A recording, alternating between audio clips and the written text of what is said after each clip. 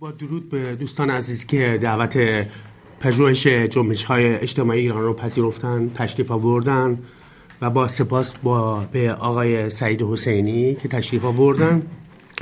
در ابتدا من یک پیشگفتار کوتاهی دارم. بعد اون آقای سعید حسینی درباره نقد سیاست از منظر مارکس جوان و پرسش رهایی صحبت خواهند کرد که 45 دقیقه تا 50 دقیقه، احتمالاً 20 دقیقه کمی بیشتر طول خواهد کشید. بعد اون یه تنفس 10 دقیقه‌ای داریم. بعد سخنران دوم آقای دکتر فرشید فریدونی درباره فلسفه حقوق طبیعی و حق انقلاب گفتگویی خواهند کرد که اون هم 45 تا 50 دقیقه و احتمالاً کمی بیشتر طول خواهد کشید. بعد از اون از پرسش‌های تفهیمی صحبت خواهیم کرد، پرسش و پاسخ. بعد تنفس 10 دقیقه دیگر، گشایش لیست برای نقد و بحث آزاد. پیشگفتار کوتاه من برمیگرده به اینکه بدیهی است که هر حزب، سازمان و یا فعال سیاسی که برای سرنگونی نظام جمهوری اسلامی ایران میکوشد باید به فکر سازماندهی نوین سیاسی اجتماعی کشور نیز باشد. شکست کشورهای سوسیالیستی یا مرسوم به سوسیالیستی، تبدیل خاورمیانه به منطقه‌ای برای رقابت میان کشورهای اروپایی و آمریکا از یک سو و چین و روسیه از سوی دیگر در راستای کسب هژمونی جهانی و تحکیم دکترین سرمایه‌داری نئولیبرالی، پایان توهم مردم ایران به جناح اصلاح طلب و تشدید نزاع اسلامیان پیرامون راه حل مناسبی برای تداوم جمهوری اسلامی و بحران سرمایه‌داری جهان، مسائل حاد جنبش کارگری سوسیالیستی را پیشروی مارکسیست‌ها می‌گذارند. پرسش‌های سمینار امروز نیز پیرامون همین مسائل طرح خواهد شد. از این پس خواهش می‌کنم که آقای سعید حسینی به صحبتاشون ادامه بدن. خواهش می‌کنم. متشکرم از معرفی و همینجور با تشکر از حضور رفقا دوستان محترم در سمینار امروز. من یک اشتباهی که کردم، یک خواهش میکنم خودتون معرفی کنید در مدت کوتاهی. اوکی. اسمم سعید حسینی، من دانش آموخته علوم اجتماعی هستم از دانشگاه فرانکفورت.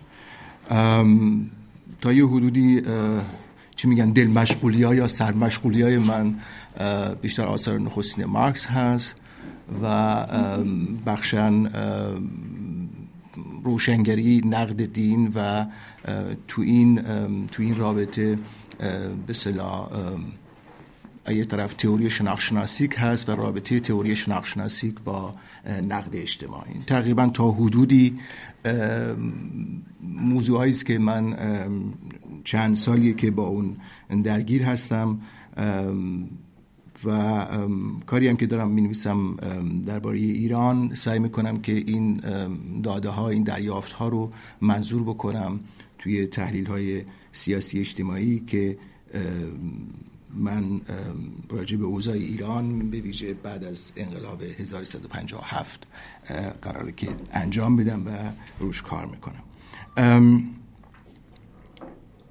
اینجا و اونجا هم تا اونجایی که تونستم، البته بیشتر تحلیل های سیاسی است به زبان آلمانی در مجلات آلمانی مثل مجله کومونه، مثل مجله اکسپرس و همینجور مثل مجله به اصطلاح اینترنشنال از بلیت فور اینترنشنال پلیتیک انتشار دادم. البته بیشتر مقالات است که برمیگرده به اوضاع سیاسی ایران، مقالات تئوریکی نیست. همینجوری که از معرفی دوست عزیزمون مشخص شد برای ما، در واقع نقد سیاست در نظرگاه مارکس جوان و پرسش رهایی موضوع سخنرانی من هست. منتها لازم می‌بینم که اینجا بگم که طبیعی است که من پاسخی برای پرسش رهایی ندارم، ولی کوششی است برای اینکه با هم دیگه بحث بکنیم، ببینیم که چه چشم‌اندازی رو میتونیم داشته باشیم با توجه به اوضاع فعلی جهان و همینجور با توجه به اوضاع ایران. برای نقد سیاسی، نقد دین یک مسئله کاملا قانونی هست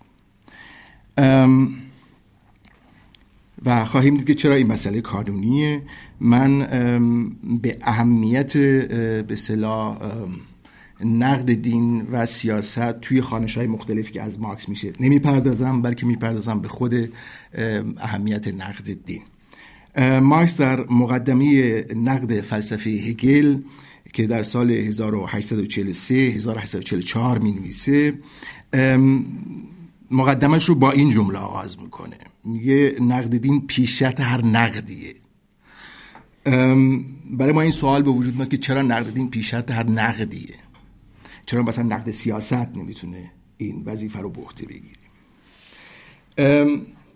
وقتی که مارکس میگه که نقد دین پیش شرط هر نقدی است، بدین معنی است که نقد دین، یعنی با نقد دین در واقع انسان به عنوان فاعل فعل خود شناخته میشه، به عنوان موجودی که دارای نیروی خرده، به عنوان موجودی که تاریخ خودش رو خودش میسازه. یعنی در واقع انسان رها میشه از آسمان، یا اگر بخوایم به قول معروف اون جمله معروف لسینگ رو بگیم، در واقع نقد دین، با نقد دین دوره‌ای شروع میشه که دوره سقراطیه. یعنی انسان دیگه به آسمان نگاه نمیکنه، بلکه به خودش نگاه میکنه و به جهان پیرامونش.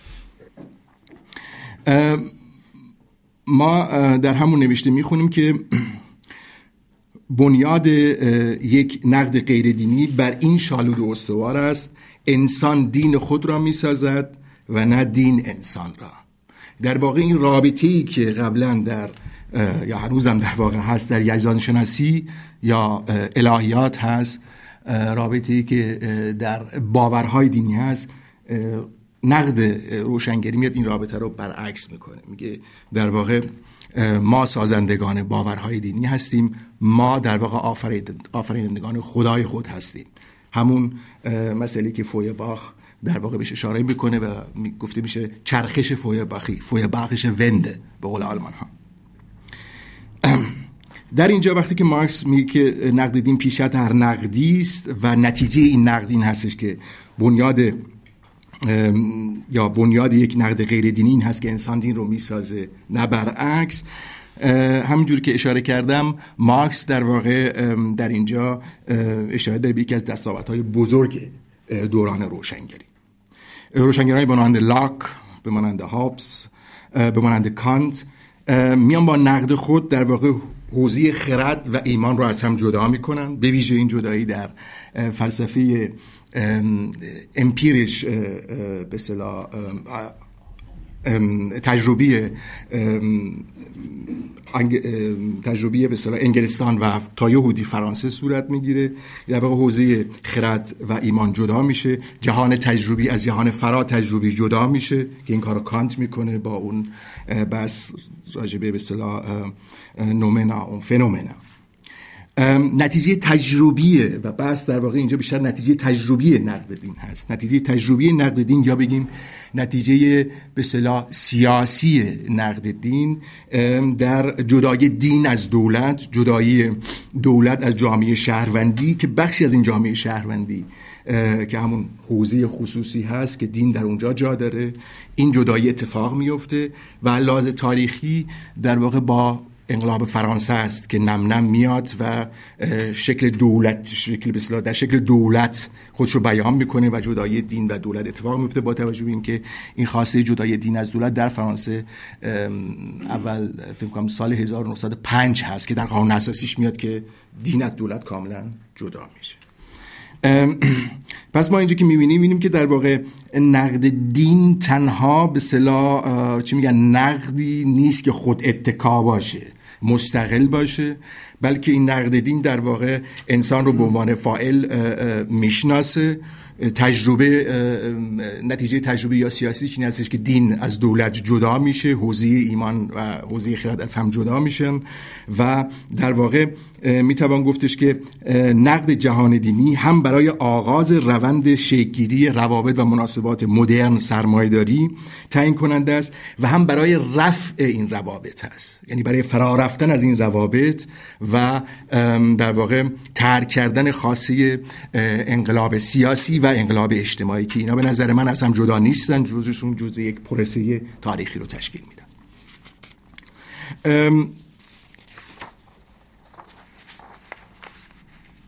مارکس در این حالی که یک نگاه داره به دستاورد بزرگ عصر روشنگری، یک نگاهی هم داره در واقع به خود اوضاع آلمان، درگیری که در فلسفه آلمان صورت میگیره در اون موقع. ما علاوه تاریخی در واقع آلمان نیمی اول قرن 19 ایم، یعنی تو این دوره داریم بحث میکنیم که چه جدال‌هایی ما بین فلسفه و یزدان شناسی داره اتفاق میفته. در واقع مارکس در اینجا یک نگاهی داره به نقد هگلیان جوان یا چپ. من وارد تاریخ هگلیان جوان و چپ نمیشم، شاید موضوعی باشه که ما دفعه دیگه رو به برلین بیایم و یه مقدار بیشتر راجبش بحث بکنیم. همینجور که از اسم این هگلیان جوان و هگلیان چپ میاد، در واقع اینها دانش آموزان یا دانش آموختگان فلسفه نزد هگل بودند. نقد میکنن هگل رو، منتها فلسفه دین هگل رو نقد میکنن، فلسفه دولت هگل رو رد میکنن و اما تکیه میکنن به متد هگل، به متد دیالکتیکی هگل و معتقدن که هگل در فلسفه دینش و همینجور در فلسفه دولتش پشت میکنه به متد دیالکتیکیش. در واقع این میتوان گفت هسته به اصطلاح نقد هگلیان جوان به فلسفه هگل هست و در این حال علت به اصطلاح فروپاشی نه انشاب در مکتب هگلی هست که بهش من در اینجا به صورت چیز نمیپردازم، به صورت کاملا ریز نمیپردازم. مارکس در واقع نگاه میکنه به نقد دین از نظرگاه هگلیان جوان، به ویژه به نقد لودویگ فویرباخ. فویرباخ برخلاف دیوید فریدریش شتراوس که یکی از هگلیان جوان بوده، برخلاف برونو باور، در واقع به طور مستقیم به نقد وحی‌ها یا به نقد کتاب آسمانی نمیپردازه، به طور مستقیم نمیپردازه، چون چشمانداز فویرباخ نقد گوهر دین بوده. یعنی اینکه در واقع این گوهر دین چیست، ذات دین چیست، نقد این بوده. به همین خاطر درسته که در پس کله نقد به اصطلاح وحی داده‌های دینی رو داره که در کتاب‌های مقدس اومده، ولی نگاش مستقیما به خود به اصطلاح به قول خودش ذات دین هست، ویزن در ریلیون. فویرباخ با نقد خودش به این نتیجه میرسه که این نتیجه رو من بهش اشاره کردم، به این نتیجه میرسه که میگه که اسرار هر دینی به ویژه ادیان توحیدی نه در یزدان شناسیه، یعنی در الهیات نیست، بلکه در انسان شناسیه. یعنی اگه ما انسان رو بشناسیم میتونیم گوهر دین رو در واقع چیکار بکنیم؟ برملا بکنیم، بازش بکنیم. به همین خاطر میگه که در واقع انسان دین رو میسازه، نه دین انسان رو. انسان خدای خود رو بر اساس تصویری که از این جهان داره میسازه. فویرباخ در واقع میخواد بگه که نیازهای انسانهایی که برآورده نشده در این دنیا، امیدهایی که به قول معروف انسان بهش نرسیده رو میاد انسان این امیدهای به قول معروف چی میگن انجام نشده، میاد به اصطلاح به واقعیت در نیامده، نیازهای برآورده نشده، ناتوانی خودش رو در این زندگی سخت این جهانی میاد چیکار میکنه؟ میاد یک خدایی رو میسازه که این کامله، این بری هست از تمامی این ضعف‌ها، سستی‌ها و عرضم بزرگ شما کرده که ملایمات چی میگن ناملایمات و نابسامانی‌های اجتماعی و اینو میبره توی خدا و در واقع خدا به معنای که بازتاب این جهانی است که انسان در اون رنج میکشه. به همین خاطر باید انسان رو شناخت، از انسان باید حرکت کرد. در واقع فویرباخ اینجا وقتی که از انسان شناسی صحبت میکنه، انسان شناسی فویرباخ از این زاویه برای مارکس اینترسانت هست، جالب هست برای مارکس که برخلاف برونو باور شتراوس میاد میگه که ما باید برگردیم به نیازهای بیواسطه انسان. انسان به هر حال زندگی میکنه در این جهان و نیاز داره به نیازهای بیواسطه مادی و روحی انسان و در واقع نقد دین رو یک قدم به جلو میاره که در بحث نقد دین و تاریخ نقد دین در واقع ما اینجا با انسانشناسی متریالیستی روبرو هستیم. به قول بلوخ میگه که این انسان شناسی متریالیستی هنوز جامعه رو نمیشناسه، یعنی هنوز فاکتور جامعه در نظر فویباخ هنوز مطرح نیست به اون شکل. نگاه فویباخ به تاریخ هنوز یک نگاهی است که از روشنگری میاد، یک نگاه کاملا بر اساس به اصطلاح فلسفی تاریخ که یک زمان شروع شده این تاریخ و دائما حرکت به جلو میکنه. جامعه به صورت کاملا مشخص و پروسه تاریخی به مانند کاملا مشخص در انسانشناسی فویباخ هنوز جا نداره. البته منظور اینجا من باید انصاف و رعایت بکنم، اینجا ما فویباخ اوایل دهه 40 قرن 19 رو داریم. فویباخ بعد، یعنی فویباخی که مثلا 20 سال بعدش خیلی نزدیک میشه به چیز، نزدیک میشه به نظریه مارکس، حتی کاپیتال رو میخونه. برای مارکس یک نامه می‌نویسه که من کاپیتال رو خوندم و نقد بسیار جالبیه. بعد حتی میاد عضو به اصطلاح حزب سوسیالیستی کارگران آلمان میشه، همون حزبی که بعدش اسپیده ازش میاد بیرون و غیره، یعنی حزب سوسیال دموکرات آلمان میاد بیرون. این فویباخ، اگه بخوام بگیم فویباخ جوان هست، میتوان به این شکل به اصطلاح گفت. مهم برای ما این هستش که این گام رو میذاره و به قول بلوخ میگه که این ضعف‌ها رو داره. ارنست بلوخ میگه این ضعف‌ها رو داره، ولی اگه بدون این نقد به اصطلاح از زاویه انسانشناسی ماده باور، نقد به اصطلاح متریالیستی از مناسبات اجتماعی هم شاید ممکن نبود. یعنی یک پیش زمینه‌ای میشه برای نقد به اصطلاح متریالیستی از مناسبات اجتماعی و سیاسی. در واقع میتوان گفتش که بنابراین نقدی که این گام رو برمیداره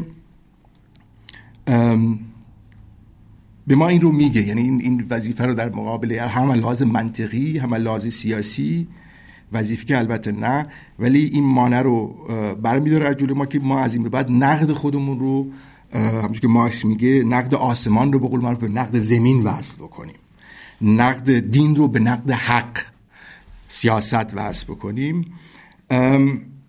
و از این پس در واقع از نظر مارکس همین از این پس اونم میگه که بعد از نقد فویباخ به همین خاطر میگه که نقد دین در آلمان به پایان رسیده است. منظور به پایان رسیده اینه که یعنی کامل شده. در اینجا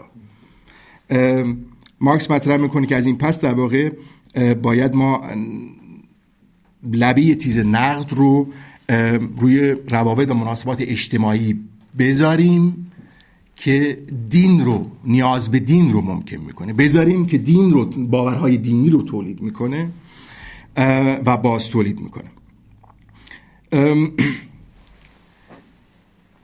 مارکس میگه که در واقع اگر این کار انجام نشه، نقد دین در واقع یک نقد خود اتکا خواهد شد. نقد دین که در واقع این ادعا رو داشته و داره که از انسان و روابط انسانی اسطوره زدایی بکنه، اسطوره به اون میافت چیزش میکنه. به قول معروف چه میگن؟ اسطوره افزایی میشه، نه اسطوره زدایی میشه، بلکه اسطوره افزایی میشه. به همین خاطر نقد دین باید بیاد چیکار بکنه؟ به پایه‌های تاریخی، اجتماعی، فرهنگی دین بپردازه، چرا که این پایه‌های اجتماعی و فرهنگی دین در واقع باورهای دینی رو تولید میکنن، نیاز به باورهای دینی رو تولید میکنن. این به معنای این نیست، باید در نظر گرفت این به معنای این نیستش که نقد دین باید به قول معروف چی میگن نگاه خودش رو فقط متوجه این بکنه، ولی اینو در رابطه با همدیگه نقد بکنه. یعنی هم باورهای دینی رو همیشه در رابطه با زیربنا به معنای اینکه در رابطه با به اصطلاح چی میگن پایه‌های اجتماعی، مادی و اقتصادی دین مورد بررسی قرار بده. این رابطه رو همیشه حفظ بکنه. اگر فقط بخواد خودشو متمرکز بکنه روی به اصطلاح وحی و باورهای دینی، در واقع دچار کاستی خواهد شد.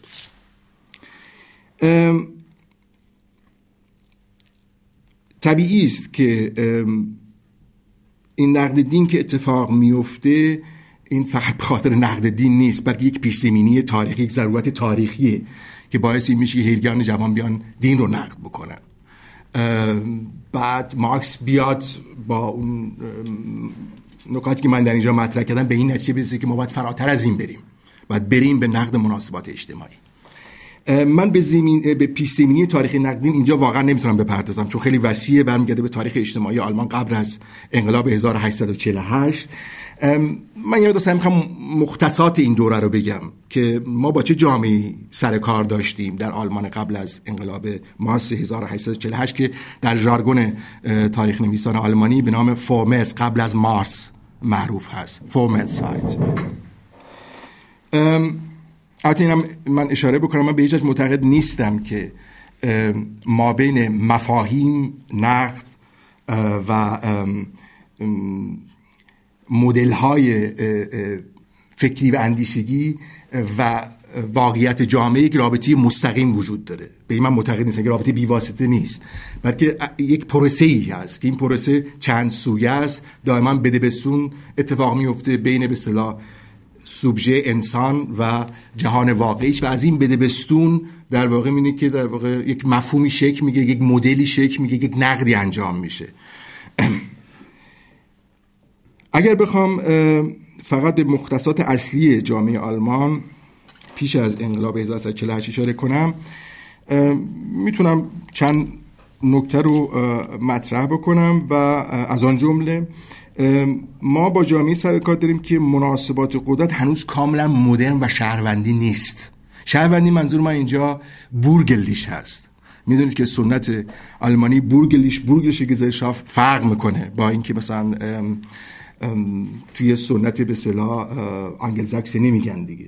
یعنی در واقع منظور اینجا بورگلیش گزلشاف، من همیشه اینجا از جامعه شهروندی صحبت می‌کنم، منظورم بورگلیش گزلشاف است که اساس و پایش بر اساس مالکیت خصوصی بر ابزار تولید هست و بورگلیش گزلشاف در اینجا به معنای فقط و فقط به معنای حوزه خصوصی، یعنی حوزه‌ایش که درش مناسبات اقتصادی در اونجا متمرکز شده، رقابت‌ها در اونجا صورت میگیره و اگه میخوایم بگیم در واقع سامانه مناسبات سیاسی اجتماعی روابط سرمایه‌داری است. منظور من از جامعه شهروندی اون چیزیست که در به اصطلاح هگل در فلسفه حقش مطرح میکنه و همینجور مارکس. منظورم چی میگن جامعه مدنی به اون معنایی که در فلسفه سیاسی مطرح میشه به اون شکل نیست، مقدار وسیع‌تره.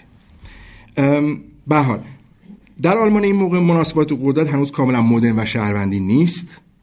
دین و دولت کاملا از هم جدا نشدن. نه تنها این، بلکه نیروهای واپسگرایی وجود دارن، رمانتیک‌ها وجود دارند که خواهان این هستن که در واقع دوباره وحدت صورت بگیره. این آلمان وارد یه پروسه شده که جدای دین از دولت کاملا اتفاق نیفتاده، ولی دین هنوز حضور داره. حالا مثال میارم از خود مارکس و نقد مارکس. در این حال مناسبات اقتصادی اجتماعی در بهترین حالت دوپاره است. یعنی ما با اینجا فقط با یک مناسبات اقتصادی اجتماعی حاکم روبرو نیستیم. رشد سرمایه‌داری داره انجام میشه، ولی هنوز مناسبات قبل از سرمایه‌داری وجود داره. بله، شیوه تولید و نوع مالکیت هنوز به اصطلاح نوع مالکیت سرمایه‌داری نیست، یعنی غالب نشده، و شیوه تولید و نوع مالکیت فئودالی هنوز تاریخی نشدن، به گذشته تعلق نگرفتن. یعنی ما در اینجا با چند گونگی مناسبات روبرو هستیم.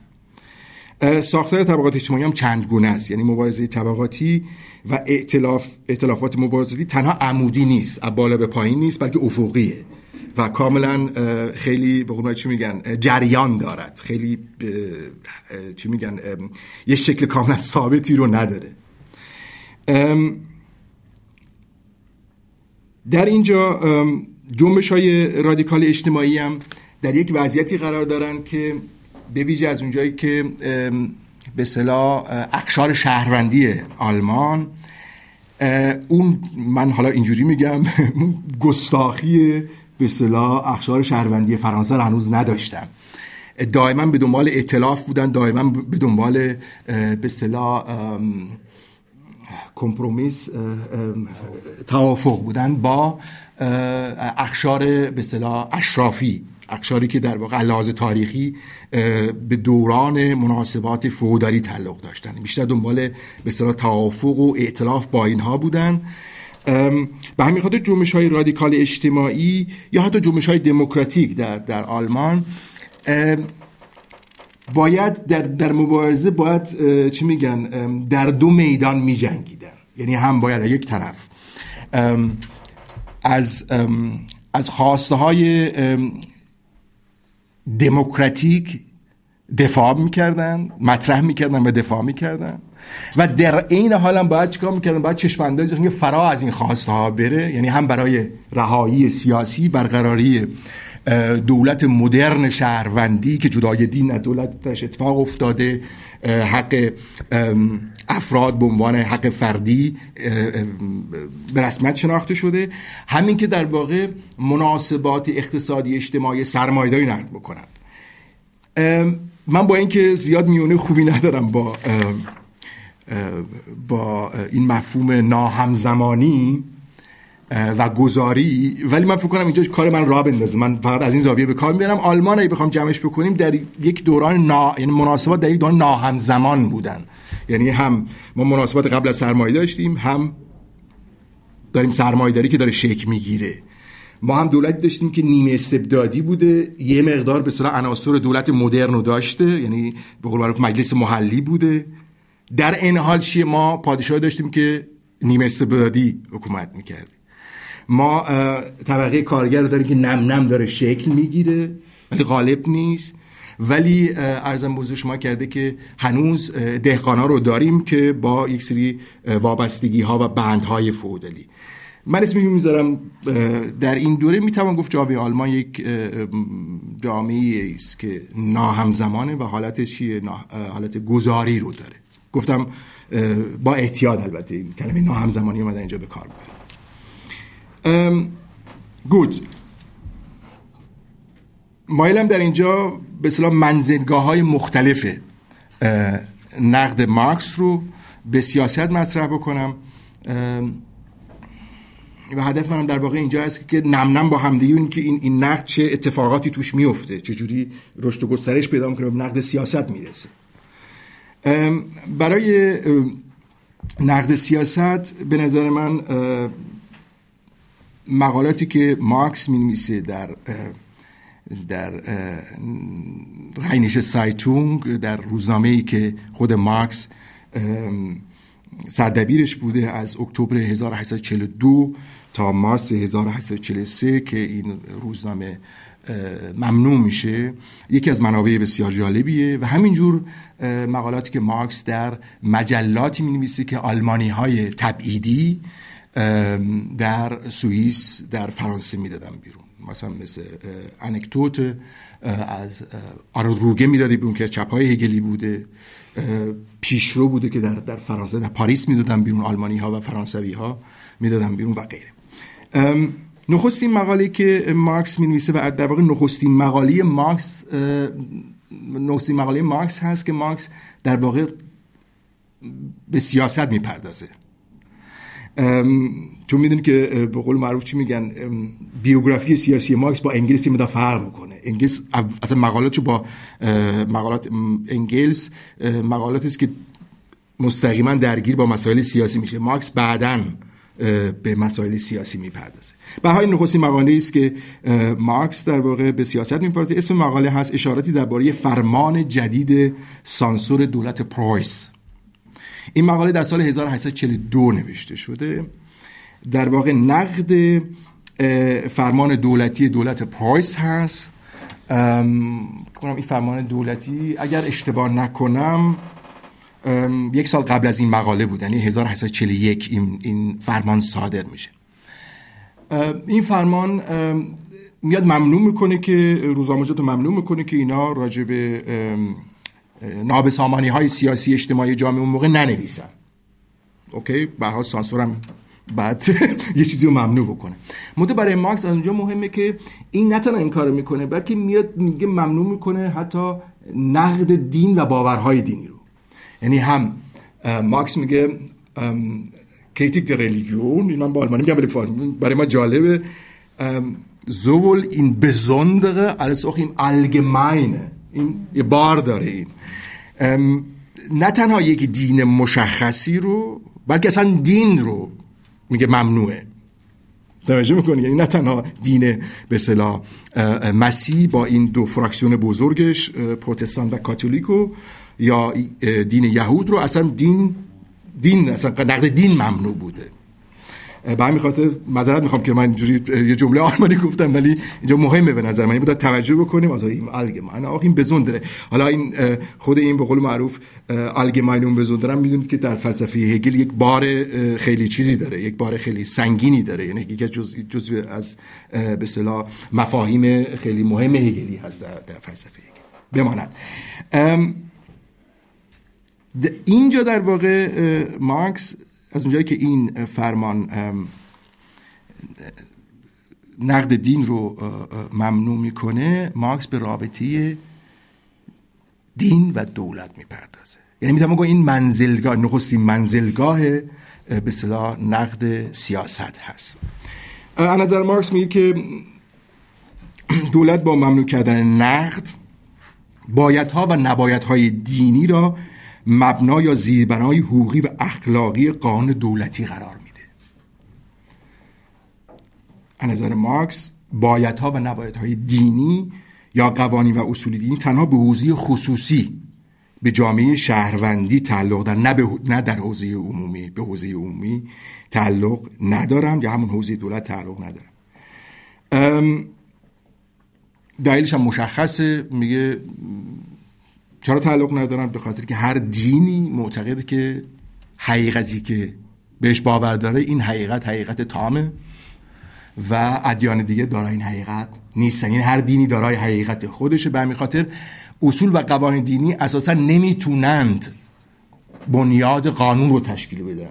اگر قانون ادعا رو داره که در قانونی باشه برای همه، صرف نظر از تعلقات دینی، صرف نظر از به اصطلاح تعلقات قومی، صرف نظر از طبقاتی و غیره.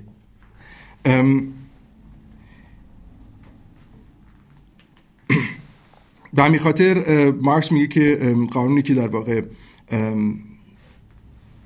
پایش رو بنابر دفاع از هنجارهای دینی میذاری اصلا قانون نیست، قانون به معنی مدرن نیست. این قانون برای همه شهروندان نیست و این قانون در واقع از به این معنی قانون مدرن نمیتونه محسوب بشه، به خاطر اینکه در واقع تعیین‌های اون فقط به اصطلاح تعیین‌هاش در واقع تعیین‌های یک گروه خاصیه، کل انسان‌ها رو شامل نمیشه و اصلا قانون دولتی تبدیل میشه به تکلیف که میدونیم که بار دینی داره. یعنی قانون نیست بلکه تکلیفه. و میگه که خب به حال این تناقض اساسی داره و آشکار داره با مفهوم مدرن دولت و قانون. اینجا مارکس، من میخوام اینجا اشاره بکنم، اینجا مارکس تنها دولت پرویس رو نقد نمیکنه بلکه جریانات لیبرالی هم نقد میکنه. چون جریانات لیبرالی فکر میکردن که این قانون سانسور که اومده، این قانون سانسور یه مقدار بهتر از قانون سانسور قبلیه. مارکس در اینجا من دیگه نمیارم، زیاد واردش نمیشم، ولی این باید توجه بکنیم که مارکس در واقع اونها رو نقد میکنه. میگه شما حتی چی میگن، با اینکه جزو اقشار شهروندی مدرن هستید، هنوز به این آگاهی، خودآگاهی شهروندی نرسیدید. اگر رسیده بودید اصلا این قانون رو رد میکردید، چون این قانون اصلا دقیقاً مخالف تصورات هر طبقه‌ای است که ادعا داره طبقه مدرن و شهروندیه و میخواد به اصطلاح با مناسبات قبل از شهروندی مرزکشی بکنه، چرا که این مناسبات مانع از رشد و گسترش به اصطلاح اقتصادی هست و که اینها هم نقش دارن توش به عنوان به اصطلاح اقشار شهروندی. من اینجا زیاد دیگه واردش نمیشم که بنیادهای نظری و مقولات و مفاهیمی که مارکس در این دو مقاله به کار میبره در واقع همینجور که میدونیم از فلسفه حق، فلسفه شهروندی حق میاد. یعنی در واقع ریشه داره بازم در همون به اصطلاح دوران روشنگری، فلسفه حق و دولت که دوران روشنگری میاد. جان لاک هست، هابس، روسو و به ویژه هگل و کانت هستش که به اصطلاح از حق طبیعی قدیم گذر میکنه به حق طبیعی جدید و از حق طبیعی جدید میاد به اصطلاح نظریه قرارداد در میاره، روسو هست، بعد میرسه به کانت که این نظریه قرارداد رو با رجوع به مقولات خردی میاد نقد میکنه و در این حال دولتی رو علاوه نظری مطرح میکنه که دولت جمهوری است و غیره. به حال از این زاویه بهتره که بهش توجه بکنیم که مارکس در اینجا تکیهش بر روی مقولات فلسفه حق شهروندی است که میدونیم که فلسفه حق شهروندی هم کامل ترینش شکل دولتش جمهوریه و به اصطلاح بنیاد اجتماعیش مالکیت خصوصی هست. این خیلی مهمه. مبحث مالکیت خصوصی واقعا مبحثی که مهمه، ولی چون بستگی در واقع درونی داره با مسئله اراده آزاد که اصلا اساس فلسفه حق شهروندی از اراده آزاد حرکت میکنه. بحثی است که شاید بشه در جای دیگه ادامه شد. دو مقاله رو من انتخاب کردم برای نگاه بهش، چون این دو مقاله که من در اینجا کوتاه بهش اشاره کردم این سری مقاله است. من یکی از مقاله‌شو در آوردم اشاره کردم، به رابطه دین و دولت اشاره میکنم.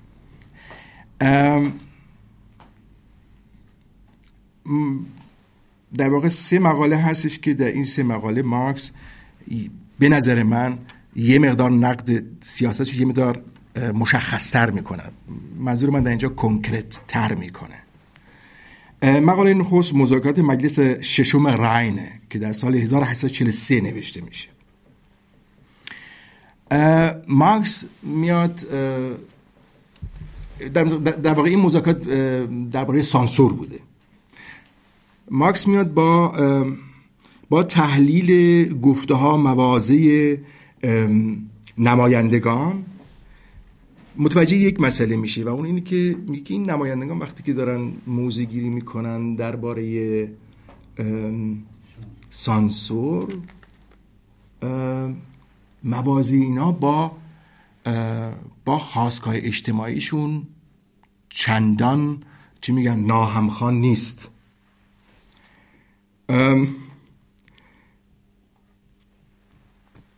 این در واقع به نظر من شاید نخستین لحظاتی باشه که مارکس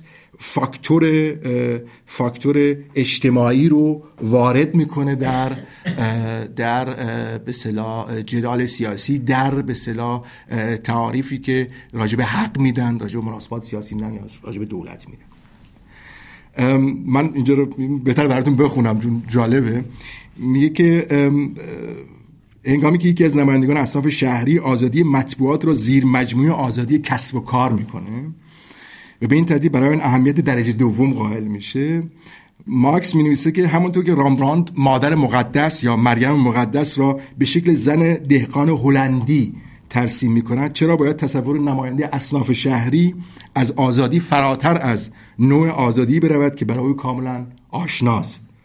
یعنی در واقع همینجور که رامبراند توی جامعه زندگی میکرده که این جامعه دهقانی به اصطلاح هلند بوده و همون تصوری که مردم از خدای خودشون دارن معمولا خدا رو جوری تصور میکنن با اشیایی که میبینن زندگی اجتماعیشون. حالا چرا نباید به اصطلاح نماینده اصناف شهری که اینجا البته نماینده بورگرتومن اصناف شهری، چرا وقتی صحبت آزادی میشه فقط این آزادی چیز رو، آزادی کسب و کار رو تو ذهنش نداشته باشه، چون فقط با این نوع آزادی آشناست و این نوع آزادی در واقع آزادی است که باهاش میتونه رابطه مستقیم برقرار بکنه چون با زندگی اجتماعیش ارتباط داره.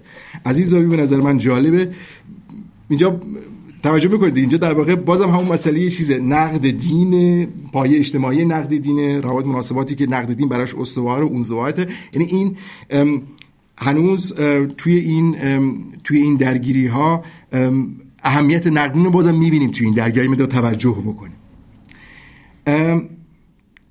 مقاله دوم که مهمه به نظر من حتی برای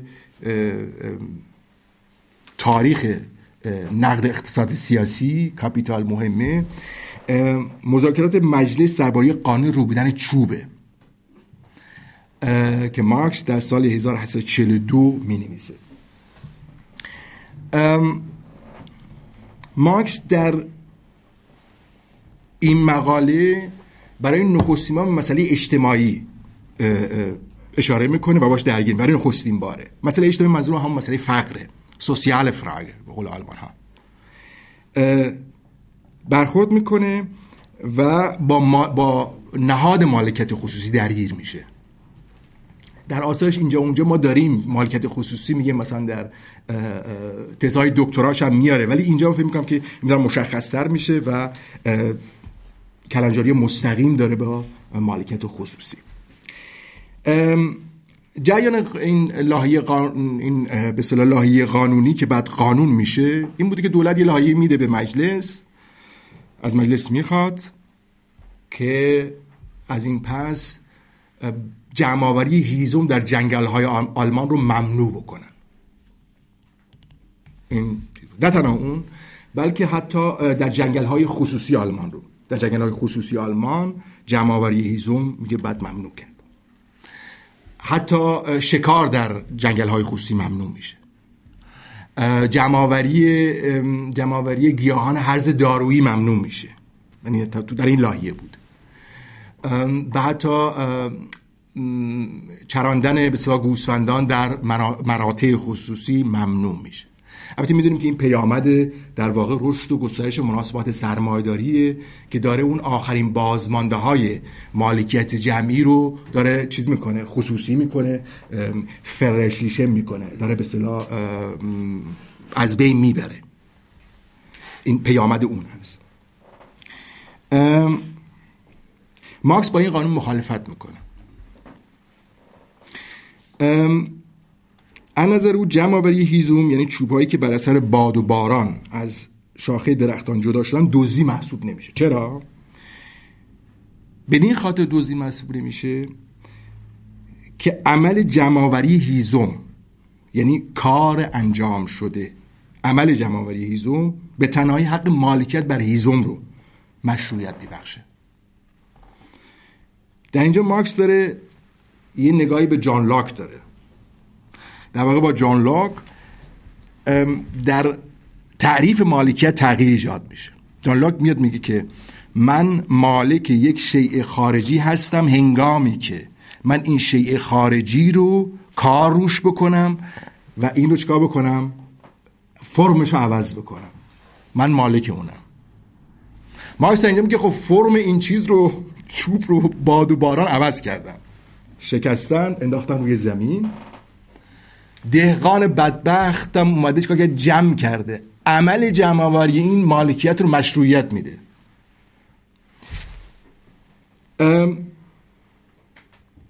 دلیل دومش این هستش که اساسا منشأ مالکیت همینطور که مالکیت در جنگل‌ها در دوران نچندان دور اشغال و مرزکشی و تصاحب بوده است.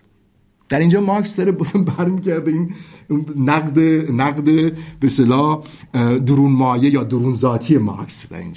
در اینجا مارکس برمیگرده به قانون، یعنی بعد از اینکه مارکس با رجوع به قانون مدرن شهروندی از مالکیت گفتش که این چیزه، این غیر قانونی، این قانون شما غیر قانونی هست، یه سرم میزنه به قانون به اصطلاح مفهوم مالکیت قبل از شهروندی که مفهوم مالکیت قبل از شهروندی با پوفندورف و هابس اینجوری تعریف میشن که فقط اشغال یک چیز خارجی، اکوپاسیون تئوری بهش میگن، فقط اشغال یک چیز خارجی مشروعیت چیه؟ مشروعیت به اصطلاح مالکیت رو میاره. یا حالا این اشغال رو میگن که یا مرزکشیه، تو مرزکشی میکنی، به عنوان اولین کسی که میری مرزکشی میکنی، اشغال میکنی، این مال توه. یعنی در اینجا مارکس میخواد نشون بده که این قانون دزدیدن چوب رو اگر به قانون مدرن شهروندی رجوع بکنی نمیشه به عنوان مجازات، به عنوان دزدی محسوبش کرد. اگر به قانون قبل از شهروندی بخوام، یعنی پیشا مدرن بخوام رجوع بکنیم، بازم نمیشه، چون قانون قبل از شهروندی مالکیت فقط بر اساس اشغال و نشانه گذاری مشروعیت میده. اینجا حالی جالب اگر تصویری داشته باشیم، مجلس راین همون به اصطلاح منطقه مجلس منطقی که ما مجلس راینلند بهش میگن، من همونجا میگم راین. در اونجا دو تا فراکسیون بود. یک فراکسیون اشراف و غیره و اینها بودن که اساساً وجود مالی، وجود اجتماعیش رو از همون قانون آکوپاسیون، اشغال رو میگرفتن، اشغال شیء خارجی میگرفتن، پوپندورف و هابس و اینها. بخشی هم بودن به اصطلاح نورسیده ها و نوکیسه های به اصطلاح شهروندای طبقه شهروندی که در حال شدن بود که مالکیتشون بر اساس میگفتن ما مالکیت بر اساس کار، ما بلاوبروتیک نیستیم، چی میگن، خون آبی نیستیم مثل اشراف. مارکس در اینجا در واقع نشون میده، با رجوع به هگل این نشون میده، میگه که این قانون از هر دو طرف که بگیریم در واقع قانونی است که نمیتونه مورد قبول باشه. یعنی حتی با قانون خودتون هم قابل قبول نیست، با پرنسیپ های خود شما درباره مالکیت هم قابل قبول نیست. که اینجا گفتم اشاره‌ای هست که در واقع با رجوع به مفهوم هگل از مالکیت که من اینجوری ترجمهش کردم، خواهش می‌کنم ترجمه‌ای که من میکنم یا مفاهیم اینا مقدار با احتیاط، چون بشید من فارسی اونجوری خوب نیست و خب به حال زبان پژوهشی من بیشتر آلمانی هستش. این در نزد هگل از آن خود درآوردن، یعنی بزیتسنامه میگه هگل، در بزیتس از آن خود درآوردن، تصاحب کردن، از آن خود درآوردن، که میگه این سه نوعش وجود داره و بهش. به هر حال اما مارکس یک کار دیگه هم میکنه در اینجا. مارکس اساساً وجود طبقات فقیر در جامعه رو در واقع رد اون نظریه جان لاک میبینه. نظریه جان لاک رو در این رابطه رد میکنه که جان لاک معتقد به وحدت کار و مالکیت بوده. میدونه که یه دروغ بزرگ سرمایه‌داریه، هیچکی با کار خودش چیز نشده، سرمایه‌دار نشده. در واقع اینجا مارکس داره یه نقدی هم گفتم، نقد درونمایه، روش نقد درونمایه یا درون ذات مارکس، منظورم ایماننس از کریتیک هست، ایماننت کریتیک هست، در اینجا مطرح میکنه وقتی میگه که اساساً از این که دهقان ها میان و مجبور میشن که بیان هیزم رو جمع بکنن، اساساً از این که این قانون که یه قانون طبیعیه، این قانون به اصطلاح فقرا هست، وجود داره، این نشون میده که چی؟ این نشون میده که نابرابری اجتماعی در اینجا ساختاریه و در واقع اون وحدتی که حتی اینو ایشون نمیگه، تفسیر من هست، اون وحدتی که جان لاک ما بین کار و مالک، یعنی هر کسی کار بکند مالک میشود، رو در اینجا در واقع نقد میکنه. در این حالی که رجوع میکنه به جان لاک، نظریه جان لاک درباره مالکیت، که چیکار بکنه؟ به اصطلاح طبقه شهروندی رو جوش نداره، بگه شما حتی به پرنسیپ‌های خودتون چیز ندارید. در این حال اینجا نقد میکنه. یعنی من میخوام این که تاکید میکنم این که مارکس هم یه جوری وقتی باش درگیر میشیم بعد مثل هگله، بعد متوجه میشیم تو کدوم با کی الان داره بحث میکنه، به کی داره نقد میکنه، به کی داره رجوع کرده، بعد دوباره در به قول معروف قدم بعدی همون کسی که بهش رجوع کرده رو مورد نقد قرار میده. من وارد به اصطلاح مقاله سومی که داره، البته این مقاله واردش به هیچ وجه نمیشم، فقط اشاره میکنم. مقاله معروفی است که او درباره وضعیت دهقانان فقیر منطقه موزل مینویسه در سال 1843. در اونجا مارکس، یعنی وقتی که ما این دو منزل نقد مارکس رو، من فکر میکنم که تا یه حدودی شاید تونسته باشم ترسیم بکنم این راه اون رو که از نقد دین به نقد سیاست میاد. این مقاله از این زاویه مهمه که مارکس میاد بوروکراسی دولتی رو مورد نقدش قرار، یعنی موضوع نقدش قرار میده. داستان به این شکل بوده که لیبرال ها، یعنی جریانات شهروندی لیبرال، میگفتن که علت فقر دهقانان در منطقه موزل به خاطر اینکه این هم داستان همیشه دیگه، کارمندان مسئولیت پذیر نیستند، مسئولیتشون نمیدونم انجام نمیدن، تنبلن، بوروکراسی دولتی ناکارآمد است فلان اینا. مارکس میگه یواش، به قول هموطنای محترم اولی، گاماس اینجوری هم نیست. بعد نگاه بکنید اصلا این بوروکراسی دولتی در واقع تو چه مناسباتی قرار داره. بعد این مناسبات این بوروکراسی دولتی رو بعد ما مورد نقد قرار بدیم. نظر اون در واقع همینه. حالا من به این شکل میتونم مطرح بکنم که مارکس میگه که علت به اصطلاح فقر و فلاکت دهقان موزلی در عدم کارایی بوروکراسی، در نبود احساس مسئولیت، اراده نیک، مثلا گوتویله هست در اینجا، نزد کارمندان یا بوروکرات‌های دولتی رو نباید دید.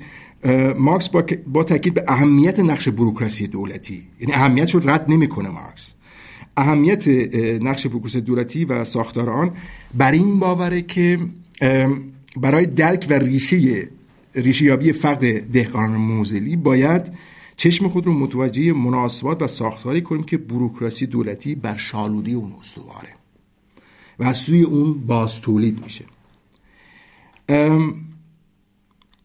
و مسئله رو مطرح میکنه که به نظر من به این یعنی در واقع چی میگن، یک تزی رو مطرح میکنه که به نظر من به این تز مارکس وفادار میمونه تا آخر عمرش. من فقط به همین خاطر نقل قول رو میخونم. آغاز نقل قول در پژوهش مارکس در واقع در اونجا میگه در پژوهش درباره وضعیت دولت آدم دچار این وسوسه میشود که درونمایی مناسبات عینی را فراموش کند و همه چیز را با اراده افراد دست‌اندر کار توضیح دهد.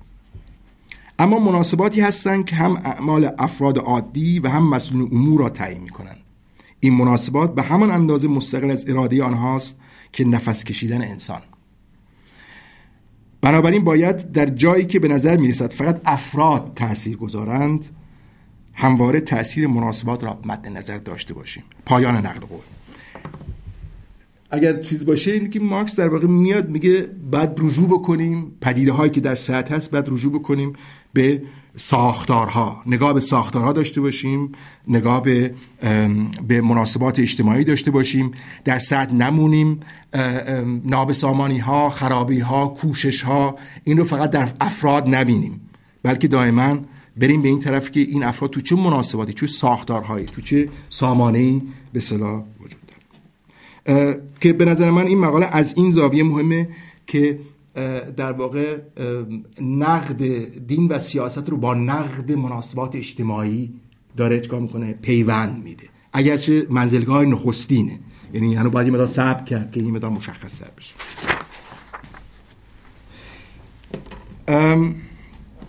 من هنوز وقت دارم؟ خواهش میکنم. مقداری گفتیم بیشتر از 50 دقیقه هم میتونی باشه. اوکیه؟ کنم باشه 10 دقیقه دیگه نیمه کاری که نمیشه گذاشت. اوکی. من سعی میکنم که اما به قول معروف یا به نظر من کانون اصلی نقد مارکس به سیاست نقدی است که او بر فلسفه دولت هگل می‌نویسه، که در اینجا مارکس با توجه به این راهی که او پیموده تا سال 1843، این نقد در سال 1843 نوشته میشه، عنوانش هم هست نقد حق دولت، نقد حق دولت هگلی. فکر کنم به فارسی ترجمه نشده، اشتباه نشه، با نقد فلسفه حق هگل مقدمه. این یک نوشته دیگه ایه.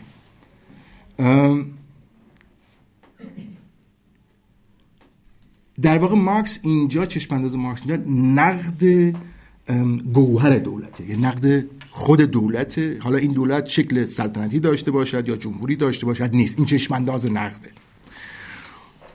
پرسش ماست در اینجا اینه که همینجور که مارکس همیشه اینجوری حرکت میکنه، اول ادعاهای خود طرف رو میگیره، ببینه که این ادعاهای این توی بازنمونی که میکنه تناقض دارد ندارد، مفاهیمش با مفاهیم واقعیت میخورد نمیخورد، مثلا همون نقد ایماننس یا درون ذاتی هست.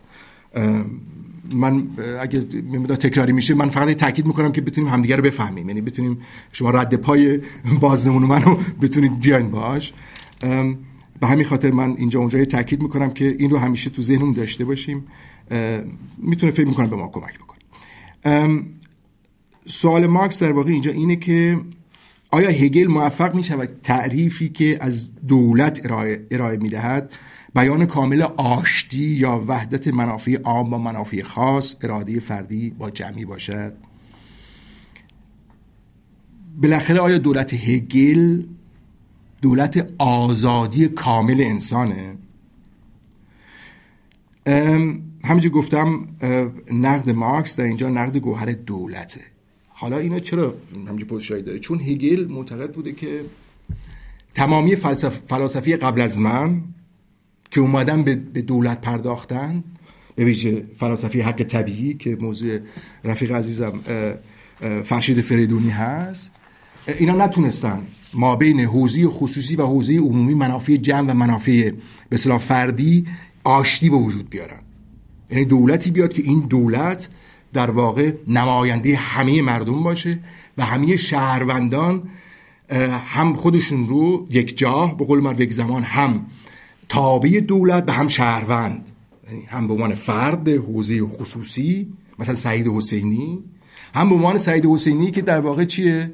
تابع دولته، یعنی در واقع چی میگن حالا ایرانی هست مثلا یا آلمانی هست. این چیز رو داره. به همین خاطر مارکس اول از این حرکت میکنه که اصلا هگل اون ادعایی که میکنه رو تونسته انجام بده یا نه، منتها تمرکز میکنه خودش رو روی فلسفه دولت هگل. من اینجا مایلم یه نکته اشاره بکنم چون این نکته دائما تکرار میشه و خب بعضی چیزام که وقتی تکرار میشه بگن حقیقت داره و اونی که فلسفه حق هگل دفاع از دولت پرویس نیست. این غلطه. فلسفه هگل از وضعیت موجود دولت پرویس دفاع نمیکنه، چون هگل خودش طرفدار دولت مشروطه سلطنتی بوده، یعنی جزو سیاسی جزو فراکسیون لیبرال های محافظه کار پیشرو بوده. زمانی هم که هگل فلسفه سیاسی رو مینویسه و زمانی هم که میمیره 1821 مینویسه، معذرت میخوام 1821 مینویسه، 1831 میمیره. حتی 10 سال بعد از هگل هنوز دولت پرویس مشروطه سلطنتی نبوده. توجه میکنید؟ به صورت کامل نبوده. بعد از انقلاب 1848 یه سری تغییراتی میشه ولی به صورت کامل نبوده. به همین خاطر این که مثلا هگل رو فیلسوف دولت پرویس دانستن این غلطه از لحاظ تاریخی. غلطه. مثلا خود فلسفه دولت هگل هم در واقع بیان میخوام بگیم کوشش برای اثبات فلسفی دولت به اصطلاح مشروطه سلطنتیه که خواهیم دید. این رو بعد بشه مداد توجه که. به هر حال من کاملا کوتاه بگم فلسفه هگل از اراده آغاز میکنه، از فرای ویله میگه اراده آغاز میکنه از ویله و حق نظر او در واقع وجود اراده آزاده، یعنی در حق اراده آزاد جلوه میکنه، خودشو بیان میکنه. اراده آزاد هم به 3 شکل میگه خودشو بیان میکنه. یک حق انتزاعی هست، یک به صورت اخلاقه و دیگری به شکل اخلاق اجتماعی. اینا هر کدوم اجزایی دارن. اجزای اخلاق اجتماعی در واقع خانواده است، نهاد خانواده است، جامعه شهروندی یا بورگلیشه گزلشافت و دولت. هگل معتقده که در واقع دولت هگل همون دولتی است که همونجوری که اشاره کردم فیلسوفای حق طبیعی نتونسته بودن اون وحدت رو ایجاد بکنن. دولتی است که در واقع میاد وحدت ایجاد میکنه بین به اصطلاح حوزه خصوصی و حوزه عمومی. به همین خاطر در واقع دولت هگلی دولتی که در اونجا جلوه عینی خرد، آزادی کامله و به اصطلاح بیان عملی و کاملا چی میگن عینی ایده است. این نظر هگل درباره دولت و طبیعی است که وقتی همچین دولتی همچین صفاتی داره، هگل میگه که به همین خاطر وظیفه هر کسی است که تابع دولت باشه. و در واقع هم بحثی که هگلیان جوان انقلابی که می‌خواستن انقلاب بکنن و فلان، در همین نقطه است که اینا اصلا دولت می‌خواستن رفع بکنن. هگل اومد میگه اتفاقا میاد اول به دولت کلی ویژگی‌های اعلی میده، بعد میگه خب طبیعی است که وقتی ویژگی‌های اعلی داره هر کسی باید تابع دولتش باشه. صحبت است که این مفاهیمی که در فلسفه حق هگل هست، این مفاهیم هگل از کجا میاره؟ یعنی ناشی از نگاه هگل به جهان پیرامونشه، یعنی از مناسبات موجود به مفاهیم میرسه، یا اینکه مفاهیمو ساخته و با رجوع به اون مفاهیم‌های ساخته میاد نگاه میکنه ببینه که به هر حال این دولتی که داره این دولت رو به اصطلاح لحاظ مفهومی پایه‌ریزی بکنه. در واقع من اینجا به صورت غیر مستقیم به نقد مارکس به هگل اشاره کردم، چون مارکس میگه که البته خود هگل هم میگه، هگل در مقدمه فلسفه حقش میگه که در واقع مفاهیمی که من در اینجا به کار میبرم در فلسفه حق هم مفاهیمی است که من قبلش در کتاب دانش منطق Wissenschaft der Logik این رو پرورش دادم. و اینجا در واقع نقد مارکس شروع میشه. در واقع نقد مارکس به هگل در اینجا یک نقد روش شناسیک و شناخت شناسیک. حالا نقدش چیه؟ من توی جمله میتونم خلاصه کرد. میگه که در واقع هگل از مفاهیمی شروع میکنه، دولتش بر اساس مفاهیمی شکل گرفته، تعریف شده که این مفاهیم هگل قبلا ساخته. اصلا هدف هگل دولت به معنای چیز نیست، به معنایی که به قول معروف عینیت پیدا کنه نیست. هدف هگل اینه که ببینید که منطقش ثابت در اینجا میشه یا نه. یا مثلا نقل قول مارکس هست که میگه که در واقع هدف هگل این هستش که در واقع ثابت بکنه که آیا مفهوم دولتش با مفاهیمی که قبلا داشته همخوانی داره یا نه. که میگه که منطق در خدمت اثبات دولت نیست، بلکه دولت در خدمت اثبات منطقه. توجه کردید؟ یعنی اینجا در واقع اون به اصطلاح کرن، اون هسته اساسی مارکس. اما مارکس مطرح میکنه برای اینکه ما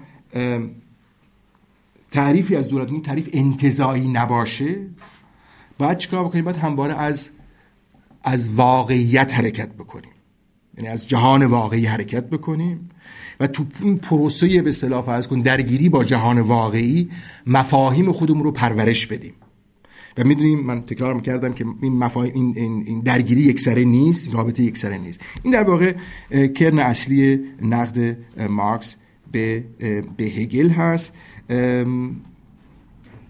مورد دیگه هم که در اینجا من مایلم بهش اشاره بکنم که خیلی مهمه و اونی که مارکس میگه وقتی که ما از مفاهیم حرکت بکنیم نه از واقعیت، از مفاهیمی که قبلا ساختیم حرکت بکنیم نه از واقعیت، رابطه جهان رابطه وارونه میبینیم. یعنی اینو من به آلمانی میگم چون این یک چیزی خیلی مهمه، این به اصطلاح امکیرونگ اتفاق میفته. یعنی امکیرونگ به این شکل خواهد بودش که گویا دولت این جهان رو ساخته، نه جهان این دولت رو. گویا مفاهیم هستن که انسان رو میسازن، نه انسان این مفاهیم رو. من یه سادهش کردم چون یه مبحث امکیرونگ یه مبحث خیلی وسیعه توی چیز و یکی از درگیری های این مسئله امکیرونگ یا میگه وارونه بینی، وارونه خوانی روابط و مناسبات میشه و دقیقاً این وارونه خوانی و وارونه بینی باعث این میشه که ما نقش جامعه و نقش انسان، کنش انسان رو نبینیم. باعث این میشه که از این فلسفه هرچی میاد بیرون انتزاعیه. در واقع اینجا مارکس داره همون نقد فویرباخ رو میکنه که فویرباخ در سال 1839 نخستین نقدش رو به هگل مینویسه و میگه که هگل فاعل و جای فعل میشونه.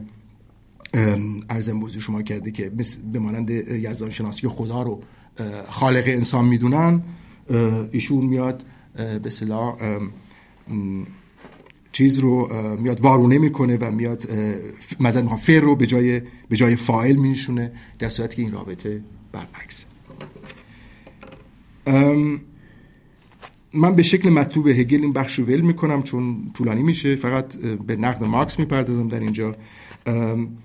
سوال اینجاست که به حال این بهترین و کاملترین شکل دولتی که هگل میگه چیه؟ اشاره کردم که هگل طرفدار مشروطه سلطنتی بوده و مشروطه سلطنتی اصلا در دورانی که هگل مینویسه اصلا هنوز دولت پرویس نبوده.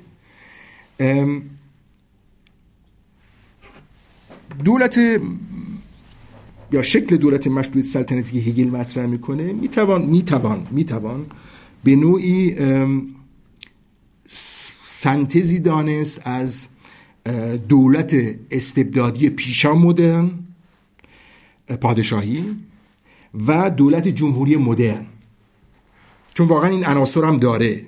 یعنی مثلا فرض بکن دولت مشروطه سلطنتی هگل حق مالکیت خصوصی رو به رسمیت میشناسه، حق فردی رو به رسمیت میشناسه، اگرچه انتخابات عمومی رو قبول نداره ولی به نوعی در واقع نهاد انتخابی رو در شکل بسیار بسیار محدودش اجازه میده. من وارد جزئیاتش واقعا نمیشم، خیلی وسیعه، ولی همین رو بدونیم که شاید مثلا فرض کن این تز که سنتزی از این دولت باشه به هر حال بتونه ما کمک بکنه که ما تا یه حدودی به اصطلاح به شکل دولت مطلوب هگل اشاره داشته باشیم.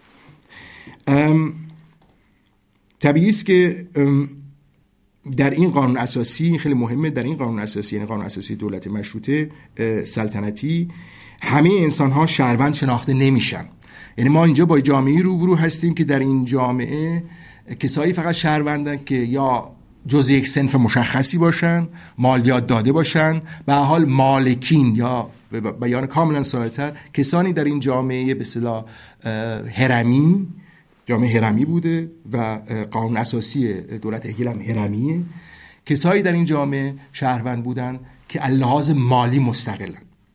اساساً تعریف شهروند بورگرتوم از تا خود هگل یعنی کانت هم همینه، کسایی هستن که یعنی همه مردم نیستن، یعنی کسایی هستن که لحاظ مالی مستقلن. این باید بهش توجه بکنیم. یعنی وقتی رجوع میکنیم به کلاسیک را، شهروندی که امروز ما چیز هستیم که همه ما شهروندیم، حداقل لحاظ حقوقی برابر هستیم صرف نظر از موقعیت اجتماعی، این در اون موقع نبوده. هگل هم در قانون اساسی که میگه مطلوب قانون اساسی دولت مطلوبش این رو اصلا مطرح نمیکنه. اما هگل یه مسئله دیگه هم داره که در اینجا بازم برمیگرده به این که در واقع دولت مطلوب هگل در اینجا عنصر مدرن داره. هگل در این حالی که معتقد هست که اون روح خردباور پروتستانت باید در قانون و دولت جلوه بکنه، ولی به هیچ وجه معتقد به وحدت دین و دولت نبوده.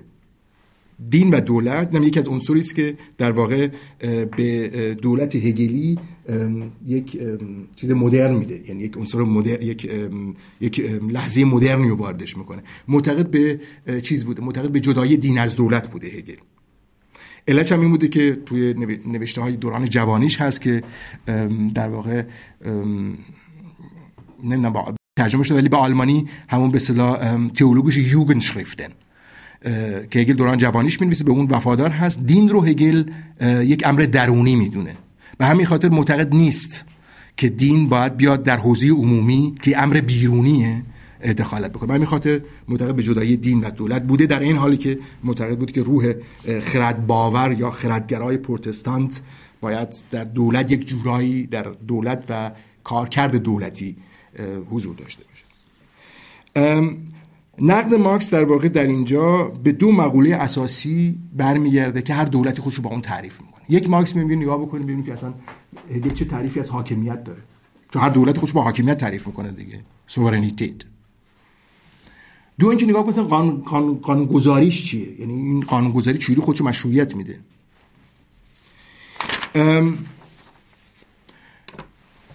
مقوله حاکمیت تو مارکس به درستی مطرح میکنه.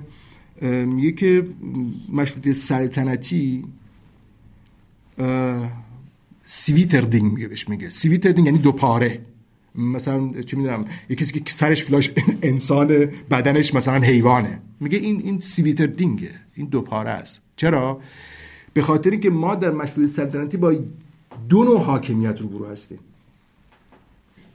یک حاکمیت مردم و دیگری حاکمیت شاه. حاکمیت اولی با حاکمیت دومی به هیچ وجه وحدت پذیر نیست. حاکمیت اولی یعنی حاکمیت مردم حاکمیت شاه رو چیکار میکنه؟ نفی میکنه. و اصلا حاکمیت تقسیم پذیر نیست، چون درست میگه مارکس، هم لحاظ منطقی درست میگه، هم لحاظ حاکمیت تقسیم پذیر نیست. یا مردم حاکمن یا پادشاه حاکمه.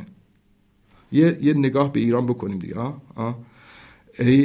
این داستانی که اصلاح طلبان حکومتی مطرح میکنن که اوکی میتوان این حکومت را اصلاح کرد، میتوان گفتش که آقای رهبر به اصطلاح جمهوری اسلامی یه مقدار تشریفاتی بشه، مخالفت با این یک رادیکالیته بچگانه نیست. این لحاظ حقوقی به هیچ وجه نمیتوان حاکمیت رو تقسیم کرد و حاکمیت مردم با حاکمیت شاه، حالا میشه گفت حاکم ولایت فقیه، در تناقض اساسی قرار دارن. یعنی لحاظ حقوقی قابل چیز نیست و لحاظ تاریخی هم نشون داده شده که بسیاری از دولت‌هایی که مشروطه سلطنت با این تناقض دارن زندگی میکنن، ولی این تناقض هنوز حل نشده. به همین خاطر مارکس مطرح میکنه که در اینجا ما با دو نوع حاکمیت روبرو هستیم، به دو حاکمیت وحدت پذیر نیستن. منبع حاکمیت اسطوره‌ای خداییه، منبع حاکمیت ارادی آزاد مردمه. این دوتا اصلا با هم یک تضاد ماهوی گوهری دارن. مقوله قانونگذاری رو مارکس نقد میکنه، میگه در واقع هگل شما قانون اساسی دولتتون قانون اساسی است که اصلا شهروند انسان‌ها رو به عنوان شهروند تعریف نمیکنه. همه انسان‌ها رو به عنوان شهروند تعریف نمیکنه. در قانون اساسی شما کسانی فقط شهروندن که دارای چیه؟ دارای استقلال مالی باشن. به همین خاطر اون حداقل که نه، در واقع اساسی ترین به اصطلاح عنصر یک دولت مدرن که تمامی شهروندان صرف نظر از تعلقات اتفاقیشون که شامل دینی، قومی، جایگاه به اصطلاح طبقاتیشون وغیره باشه، که صرف نظر از اون در برابر قانون برابر هستن، اصلا اساس قانون اساسی شما نیست. به همین خاطر این قانون اساسی نیست که بتوان از آن وحدت به اصطلاح دولت، هم اینجوری میخوام بگم به زبان خودم، دولت ملت رو فراهم کرد در شکل یک دولت به اصطلاح خرد باور. حالا سوال اینجاست، اینه من دارم در واقع با آخر صحبتام نزدیک میشم. سوال اینجا این هستش که خب اوکی، نظر مارکس اینجا چیه؟ دولت دموکراتیک مدرن میتونه این رو تامین بکنه؟ دولت دموکراتیک مدرن میتونه در واقع اون از خودبیگانگی سیاسی رو رفع بکنه؟ چون در مشروطیت سلطنتی ما با از خودبیگانگی سیاسی رو برسیم، یعنی همه مردم در تصمیمات سیاسی شرکت ندارن، بلکه چیه؟ بلکه فقط بخشی از این مردم در تصمیمات سیاسی شرکت دارن. آیا دولت دموکراتیک که ما در اینجا تجربه میکنیم، آیا این راه حله؟ این یعنی در واقع مسئله چیه؟ تناقض اساسی دولت هگل رو حل میکنه، جوری حل میکنه که در واقع دموکراسی به صورتی که دموکراسی بی‌میانجی باشه، یعنی اون به اصطلاح از خود بیگانگی سیاسی رو حل میکنه، چون به حال اینجا نمایندگان هستن و ما انتخاب میکنیم. مارکس در این حالی که دولت دموکراتیک رو به معنای شکل جمهوری، دولت به اصطلاح شکل دولت جمهوری رو به عنوان لحاظ تاریخی گامی به جلو میبینه و طبیعی است که جایی که این دولت به این شکل وجود نداره باید باش مبارزه کرد، چون به حال از تاریخی گامی به جلوست و میدونیم که اگه بخوام توی فلسفه هگلی صحبت بکنیم، شما وقتی ما میخوایم چیزی رو رفع بکنیم باید اون چیز اول به وجود اومده باشه که بتونیم رفعش بکنیم دیگه. یعنی چه چیزی رو میتونیم رفع بکنیم باید اون باشه. در این حالی که به این معتقده، چون خود مارکس هم در واقع میگه که در واقع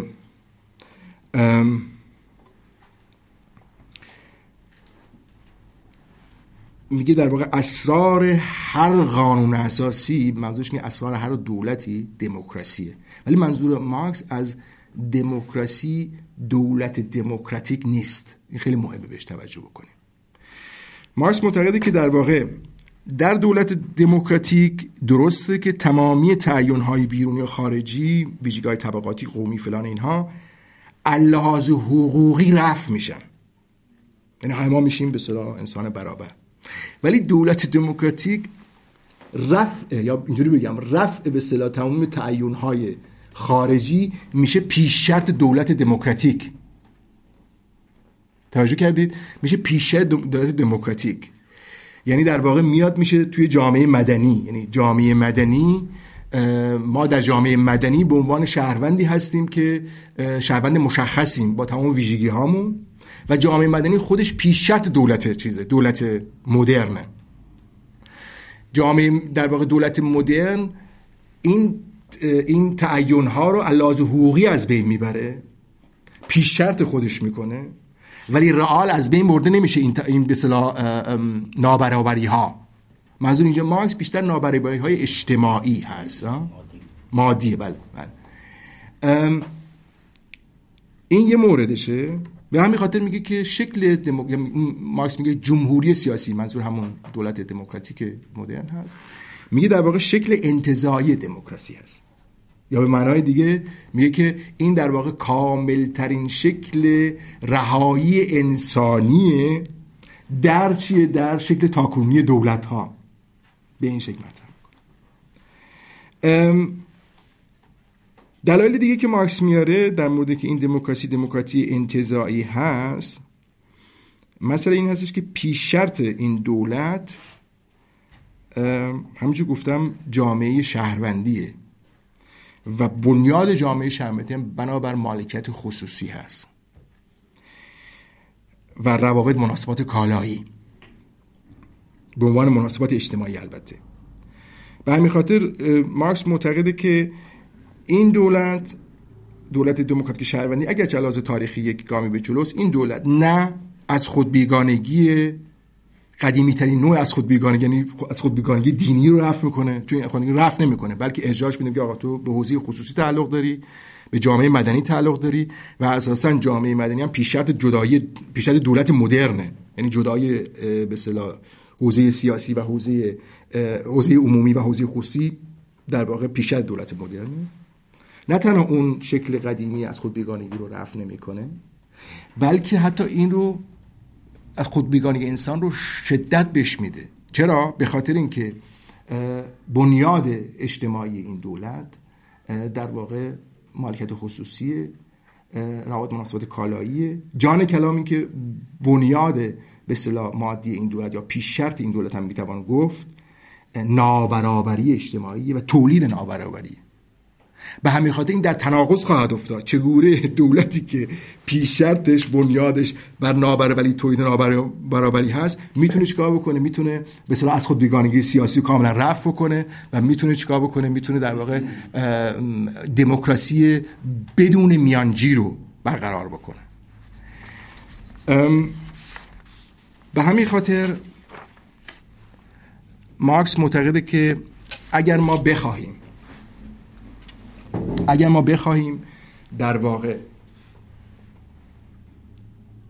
وحدت بین حوزه خصوصی و حوزه عمومی رو به وجود بیاریم، اگر بخواهیم دموکراسی به وجود بیاریم که در این دموکراسی هر کسی قانونگذار خودش باشه، اینجا کانتیه، کانت رجوع میکنه به کانت در واقع از تصورش از دموکراسی این که هر کسی قانونگذار خودش باشه، بخوایم در واقع اون برابری نه تنها حقوقی و سیاسی اجتماعی رو تامین بکنیم، علاوه منطقی در واقع خواسته این که آقا دولت باید ما دموکراتیزه بکنیم نمیتونه باشه، بلکه رفع دولت باید باشه. ما وقتی با دولت بخوام رفع بکنیم باید پیش شرط این دولت رو رفع بکنیم. به همین خاطر مارکس جدا میکنه دولت دموکراتیک رو از دموکراسی. در دموکراسی در واقع اون لحظه است که دولت و پیش شرط دولت مدرن که مناسبات سرمایه داری باشه، پیش شرط دولت مدرن که تمامی به اصطلاح تعلقات ویژه ما باشه، از جمله دین، رفع شده باشه. این یک چشمانداز، البته اینم بگم این گرایشه، به اصطلاح تندنس آساگن، یک گرایش است، نه اینکه این مارکس اینجا خیلی پوزیتیویست هست، میگه یک جامعه باید، میگه که علاوه منطقی و تاریخی بخوام نگاه بکنیم، از منطقی و از بررسی تاکنونی خودمون نسبت به تاریخ به این نتیجه میرسیم که در واقع رهایی انسانی در شکل دولت دموکراتیک به وجود میاد. این علاوه تاریخی یکم بجوری، من یه تکرار میکنم که مشخص بشه، موقع سوء تفاهم پیش نیاد، ولی این هنوز دموکراسی کامل نیست. برای دموکراسی کامل که همون رفع انواع و اقسام از خود بیگانگی هست و در واقع برقراری دموکراسی است که انسان‌ها در واقع خودشون قانونگذار خودشون باشن، که یک سطح دیگه از تمدن بشری هست. برای این باید دولت به همراه با اون پیش شرط‌های دولت رو رفع کرد. 3 مسئله در اینجا به وجود میاد که من فقط اشاره میکنم. سوال این است که سوبژه به اصطلاح سوبیکت یا سوبژه این رهایی که مارکس رهایی انسانی نام میبره کیه؟ مارکس میگه این پرولتاریاست. نخستین بار هست که مارکس اصلا در پرولتاریا رو مطرح میکنه، سعی میکنه که به اصطلاح ویژگی‌هاش رو یکی بشماره، که در واقع پرولتاریا تجسم در واقع این جهان از خود بیگانه است و این دوپارگی جهان رو که یک طرف بسا انسان شهرونده و از طرف دیگه تابع دولت و این نابرابری و پرولتاریا تجسم میکنه. یکی اینه که میشه بهش تو بحث پرداخت.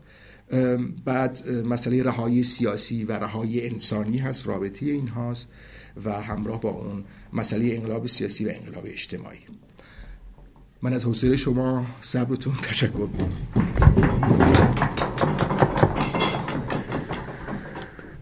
من از آقای سعید حسینی تشکر میکنم از سخنرانی زیبای شما که به خوبی ترجمه کردین همه چی و خیلی جالب بود.